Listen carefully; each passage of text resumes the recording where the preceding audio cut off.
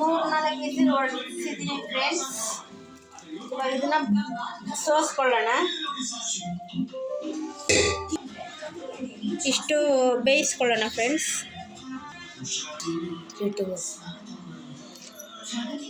ಇದು ಚೆನ್ನಾಗಿ ಸ್ಮ್ಯಾಶ್ ಮಾಡೋಣ ಫ್ರೆಂಡ್ಸ್. ಈ ರೀತಿ ಮಾಡ್ಕೋಬೇಕು ಫ್ರೆಂಡ್ಸ್. ಇವಾಗ ಇದಾಗಿದೆ, ಒಗ್ಗರಣೆ ಕೊಟ್ಕೊಳ್ಳೋಣ ಬನ್ನಿ. ಬಲ್ಲ ಎಣ್ಣೆ ಹಾಕ್ಕೊಳ್ತಾ ಇದ್ದೀನಿ ಫ್ರೆಂಡ್ಸ್. ಒಗ್ಗರಣೆ ಮಾಡ್ಕೊಳ್ಳೋಣ ಬನ್ನಿ.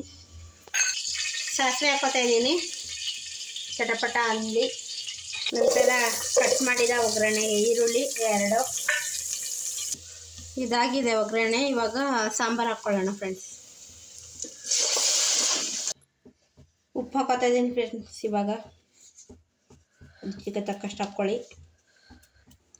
ತುರಿದ ಕೊಬ್ಬರಿ ತುರಿ ಹಾಕೋತಾ ಇದ್ದೀನಿ ಫ್ರೆಂಡ್ಸ್.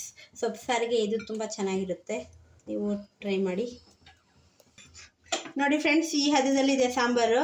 ಇದಕ್ಕಿಂತ ತೆಳ್ಳಗೆ ಮಾಡಿದ್ರೆ ರುಚಿ ಚೆನ್ನಾಗಿರಲ್ಲ. ಇದನ್ನು ಇನ್ನೊಂದು 10 ನಿಮಿಷ ಕುದಿಸ್ಬಿಟ್ರೆ ಸಾಂಬಾರು ರೆಡಿ ಆಗುತ್ತೆ ಫ್ರೆಂಡ್ಸ್. ಓಕೆ.